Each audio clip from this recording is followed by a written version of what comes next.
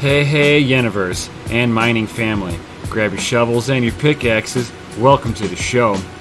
I'm Nemesis, and of course, I'm not your babysitter. Do your own research, but let's dig in. Yo, Crypto Nation and mining family. What's going on this beautiful Friday? Yo! So, I'm like super excited because this time next week, I'm gonna be in California at the Yen.io meetup. Yo, Yen.io.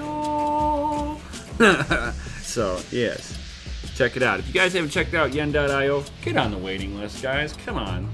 I'm on there. I'm always chit-chatting on there. We're gonna have private groups on there. Yo! That'll be big. You'll be able to get one-on-one info from me. Yo! So, with that being said, got up this morning and went through all my messages. And whenever I see somebody with a good question, I have to get back at them and let them know. So, Toothpick on my last video had actually asked a few questions regarding my new power supplies that I got from Parallel Miner. Well, I ordered it through eBay because they had a screaming deal on it. Yo! And got that in and was sitting there showing it off. Got 4 power supplies. They're 1200 watt power supplies on 220 volt electricity. If you're running them on 110, they're only 900 watts. It came with 40 cables, the breakout boards for the power supplies, because power supplies are not necessarily needed to use with any kind of cable management. You can actually, depending on some of the cases for the server racks, they just plug right in and plug into a power rail and delivers power that way. So the kit that I got came with the remote power management module, which is what Toothpick was actually asking questions on. So let's dig into a little bit of that. Yo! So here's Parallel Miner's website. I'm not trying to shill them at all. I happened to bought their equipment. Somebody asked a question on it, and we're gonna go over it. So this is the remote power management module for the breakout boards. So you got your Ethernet, you got a master reset, you have your status and network lights on. So one will tell you that the network is alive and the module is on, all that good stuff. It's got a micro USB power. It's also got these little pinouts here. Now these pinouts, here, go back to this. Those 4 little pinouts, they need like wiring like this. Now I could peel off each one of these individually. It's not a problem. I just haven't peeled them off. But one of these would plug into one of those pins. Pretty cool. And what that would allow you to do, now this is my FPGA developer board. So as you see, they're plugged into the little pinouts on this. So I got power and then ground and then data in and out. And what that's allowing me to do is I was able to put on my own USB end on here and have, basically be able to control this and see what it's actually doing. Now that's pretty cool.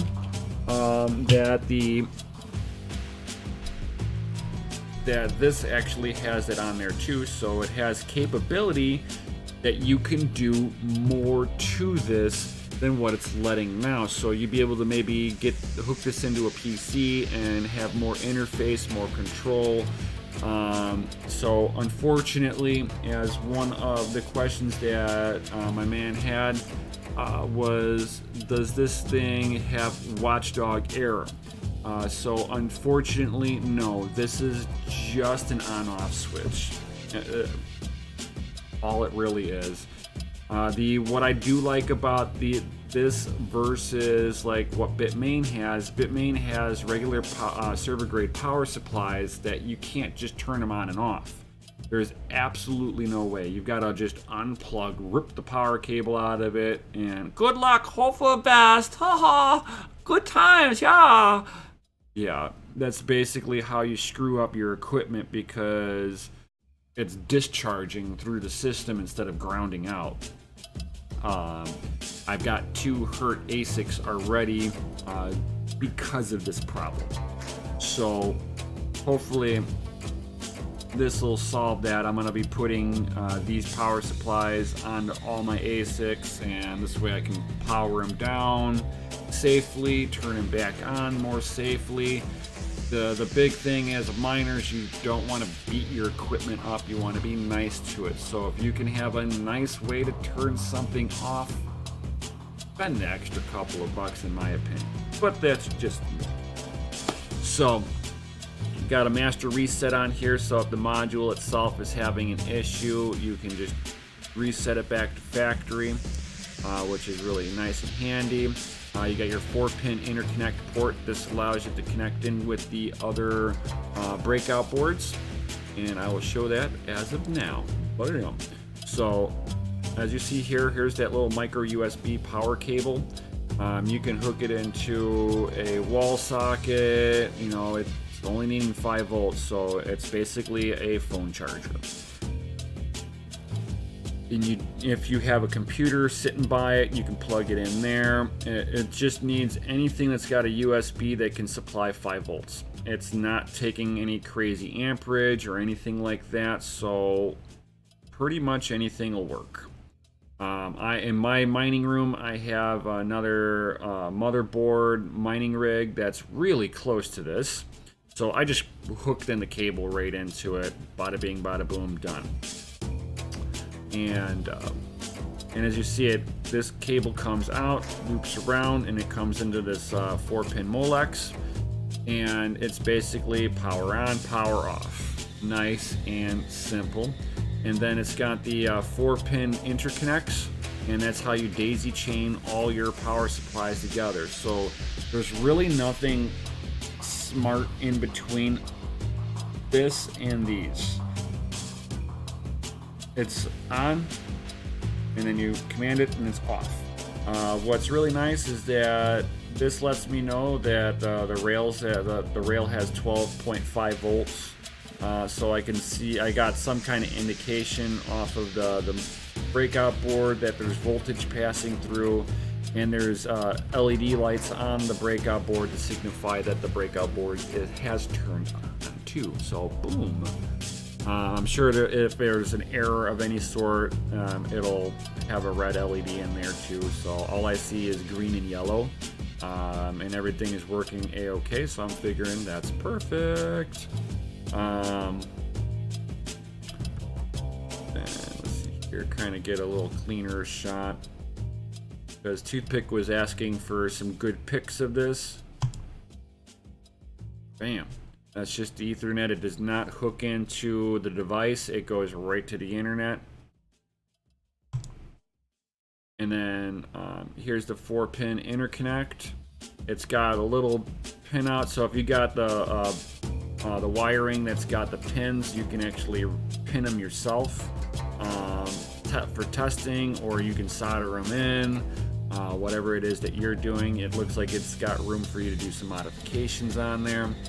And then here's the micro USB power cable port, and as you see, this thing has 4 pins on the back side where it connects into the board itself. And if you see these darker green trace lines, these are only power and ground coming out. So they're in the board. There's no circuitry for this thing to pass data. If you're looking to try to pass data, you're going to have to program this thing yourself. And that's where you're going to have to hook up into these pinouts so that you can put your own USB connector into this and plug it in individually. And then Toothpick, I don't have any extra foam to be able to peel this off to look at the bottom side of this board. if you're really wanting me to do that, just message me in Discord.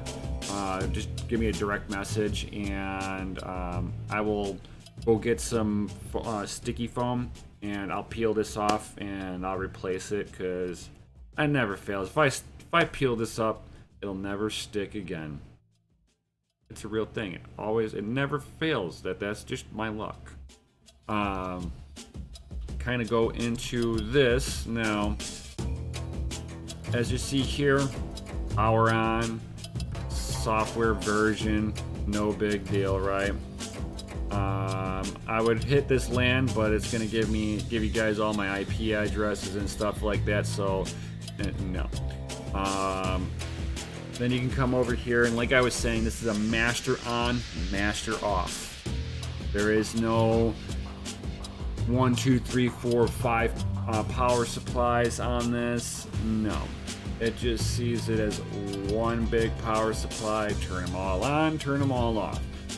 If you're also wanting to power cycle them, you can, depending on what your application is. Mine is on a mining equipment. I have it on an L3 Plus Litecoin miner. It does not get cycled. This thing just turns on, stays on, keeps going unless I'm not mining Litecoin. So, not that I'm telling you go out and buy a Litecoin miner. It's awesome. Mining on an ASIC or on GPU is not really profitable. I'm doing this more to support the network. So if you and answer any kind of questions any of you miners out there have, so definitely hit me up if you guys got any other questions. And then through here, Toothpick, you might be interested in this. You can rewrite firmware for this on your PC and upload it in, and Parallel Miner, like, yo, if you do it and you break it, it's on you. But if you do it and it works, they would like to know about that too. So maybe there might be a opportunity to make some money if you can make this firmware better in some way. So I hope this helps you out, Toothpick, or anybody else watching this video, that it's like this is a better solution to using a server grade power supplies versus Bitmain, where you're just unplugging it. At least with this, even if it's just a master on and off switch, at least I'm properly cycling the devices off, and versus just unplugging it and watching it just terminate. I do have 2 hurt ASICs, and some of it is due to this problem of unplugging and replugging back in. So hopefully this was all informative to you guys. I hope that you guys, if you guys got any questions, certainly drop the questions in down below. Yo.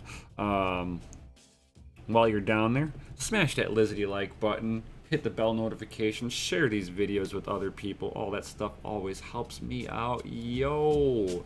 And if you guys, like I said, Toothpick, if you want me to give you a picture of the backside of the board, just direct message me in Discord, and I'll get some new foam pads for it and peel it up and take a picture and then put new foam down onto it. Otherwise, I'm not really wanting to mess with it unless I have to.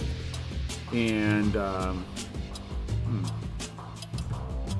that's pretty much it. Oh, gonna be doing another video with this MK4. I'm gonna be doing a review, cause yeah, the other stuff that I had gotten just on the fly before I gotten this in is junk sauce. This stuff's a lot better. And stay tuned to the next one, guys, because I'm gonna give some knowledge bombs on some of that thermal grease. Yo! So subscribe, hit the like button, all that good stuff, and I'll see you on the next one. Peace!